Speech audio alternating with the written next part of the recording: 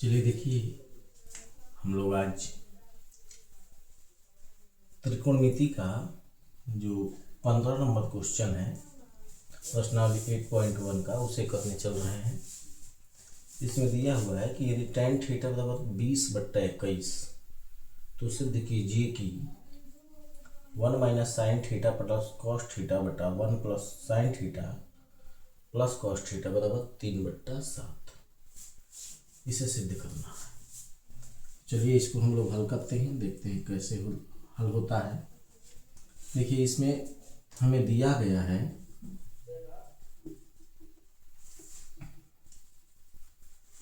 tan theta बराबर 20/21, ठीक ना। तो इसमें सबसे पहले हम लोग एक सूत्र लिखेंगे,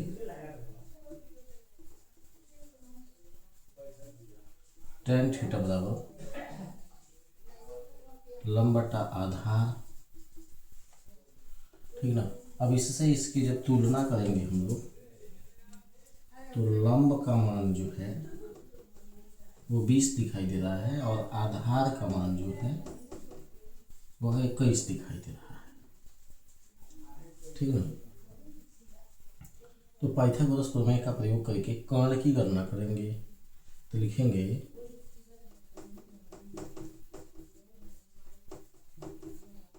पाइथागोरस प्रमेय से कर्ण बराबर रूट अंडर में लंब का वर्ग प्लस आधार का वर्ग। लंब का मान जो है 20 है, इसका वर्ग होगा, और प्लस आधार 21 है तो इसका वर्ग होगा। और 20 का वर्ग करने पर हमें 400 प्राप्त हो जाएगा, और 21 का वर्ग करने पर 441। इन दोनों को जब हम लोग जोड़ेंगे तो आएगा 841। 841 जो है वह 29 का वर्ग है, इसलिए इसका वर्गमूल जो है वह सिर्फ 29 हो जाएगा।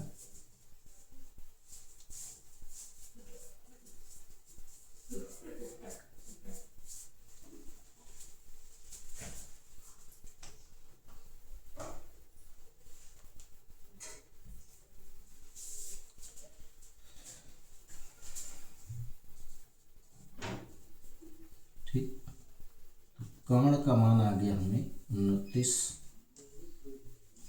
ठीक ना।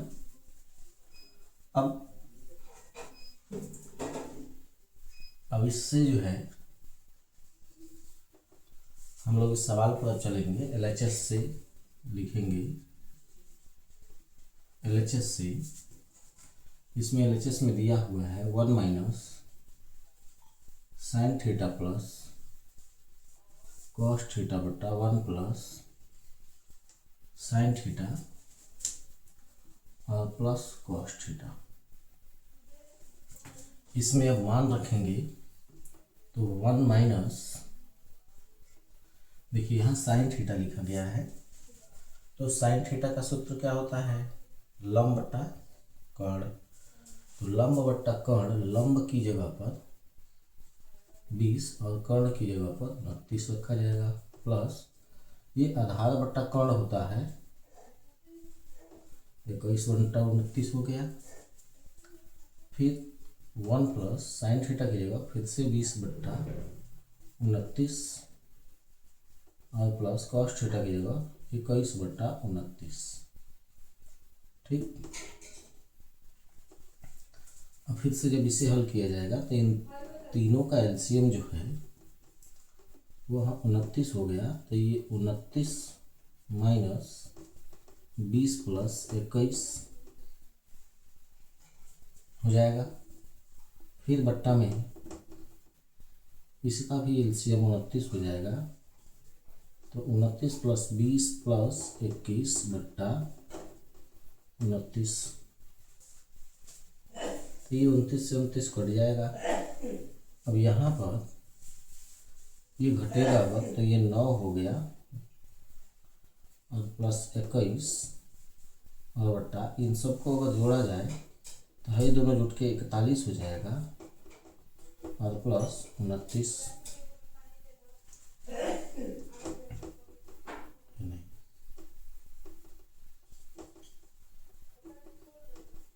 29 प्लस 41 ये जुट करके 30 हो गया। इन दोनों को जोड़ा जाए और 10 4 2 6 1 7 70 तो ये कटेगा तो 3/7 मतलब हम लोगों ने LHS को RHS के बराबर प्रूफ कर लिया। देखिए यही से दिखा था 3/7 अभी गया 3/7।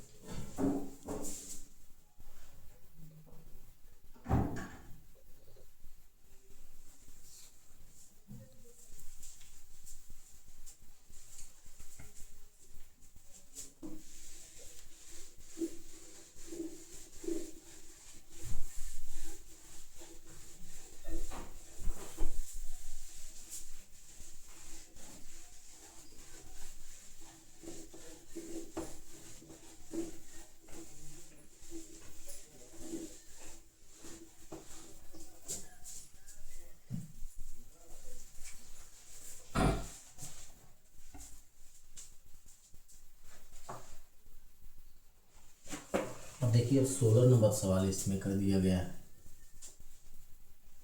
एक त्रिभुज दिया है PQR में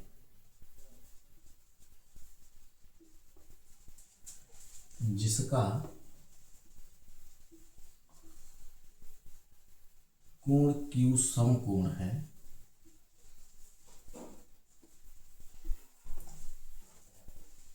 और इसमें साथ में दिया गया है कि PR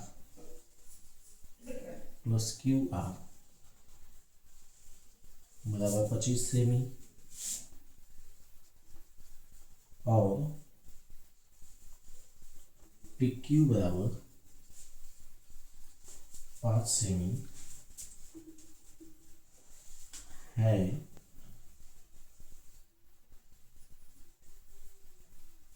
तो इसमें हमें निकालना क्या है, साइन P कॉस P और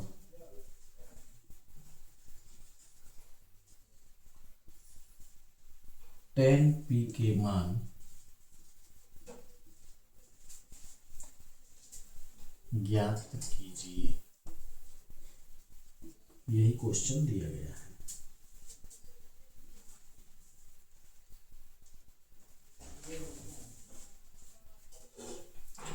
ये बहुत ही अच्छा क्वेश्चन दिया गया है,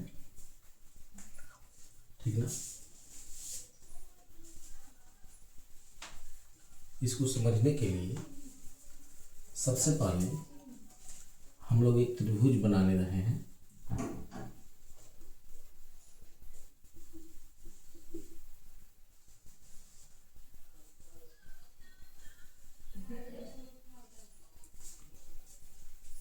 इसका कोण Q जो है यह समकोण दिया हुआ है।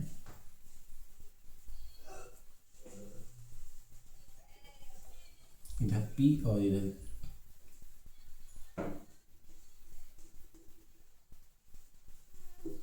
R लिख ले रहे हैं। इसमें हमें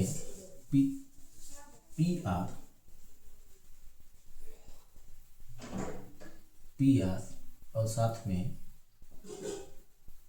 QR इन दोनों भुजाओं का योग जो है वो 25 दिया गया है और साथ में PQ का मान यह 5 सेंटीमीटर दिया गया है। लिखेंगे यहाँ दिया है PR ये वाली भुजा है अर्थात कर्ण और प्लस QR मतलब लंब इन दोनों का योग जो है वो 25 सेंटीमीटर दिया गया है और साथ में पी क्यू का मान जो है वो 5 सेंटीमीटर दिया गया है। पी क्यू ये नीचे वाली भुजा है, इसका मान 5 सेंटीमीटर दिया गया है। ठीक ना।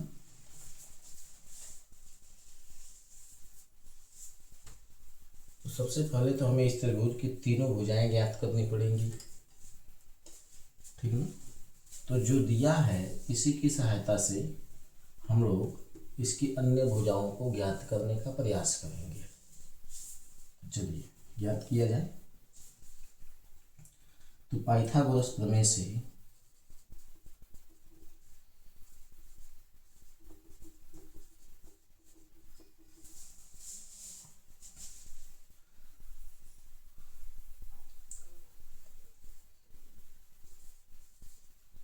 पी क्यू का मान जो होता है वह रूट अंडर में पी आर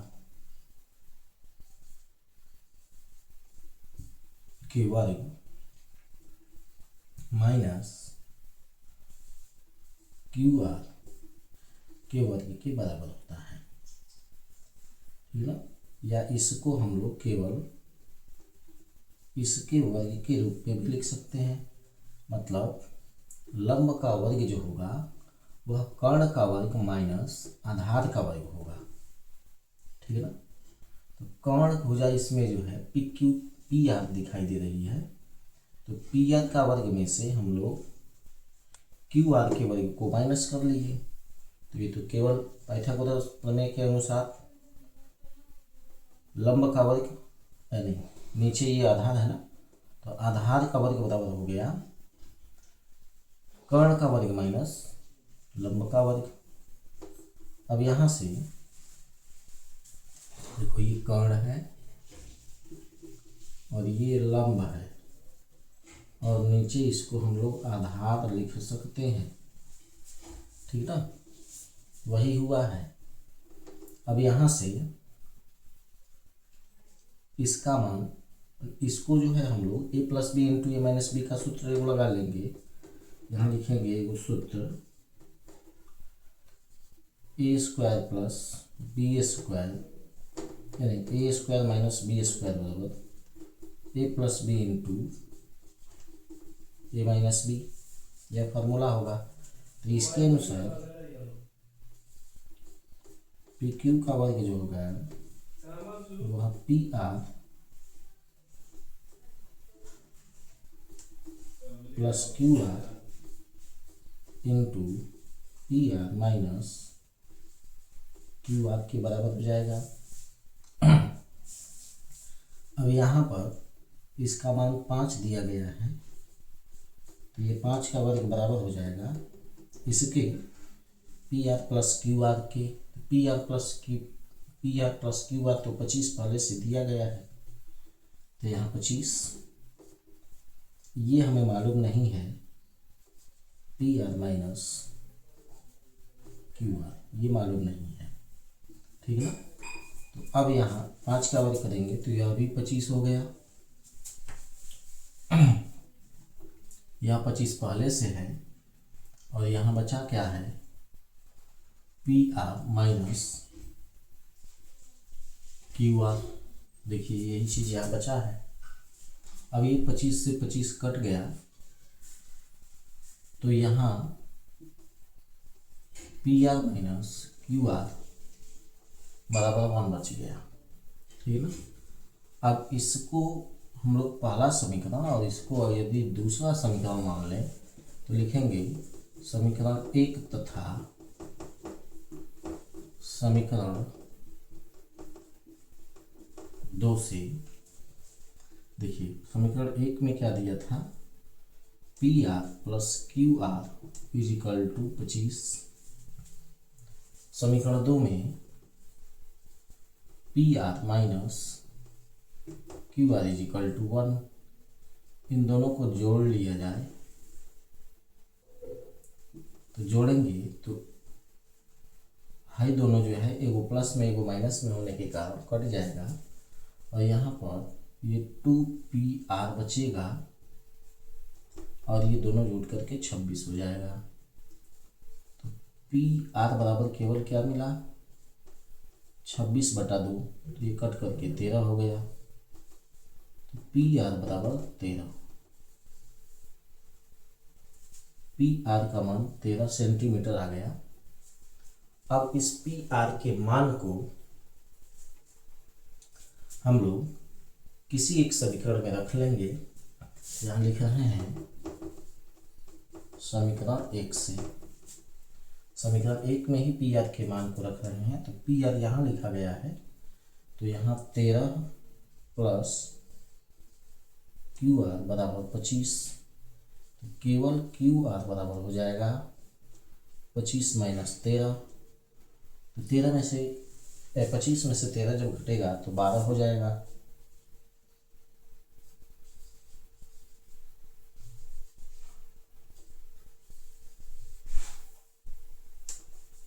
क्यू आर का मान मिल गया 12 सेंटीमीटर। अब तीनों भुजाएं हमें मालूम चल चुकी हैं। देखिए पी आर का मान, पी आर यही है कर्ण, इसका मान आ चुका है 13 सेंटीमीटर। क्यू आर, ये क्यू आर दिखाई दे रहा है, इसका मान आ चुका है 12 सेंटीमीटर। ठीक, अब इसकी सहायता से, इन तीनों की सहायता से इनके मान लिखे जाएंगे। तो यहाँ हम लोग लिखेंगे अब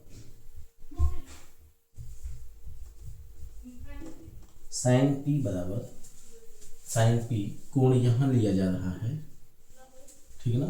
तो साइन पी का मान होता है लंब बट्टा कर्ण। तो कोण जब यहाँ है तो ये वाली भुजा लंब है, ठीक ना, पहले ही हम लिख चुके हैं। तो लंब का मान 12 सेंटीमीटर है और कर्ण का मान 13 सेंटीमीटर है। तो ये हो जाएगा 12/13। ठीक, फिर कॉस पी है, तो कॉस पी का मान निकालने के लिए इसका फॉर्मूला होता है आधार बटा कर्ण। तो आधार का मान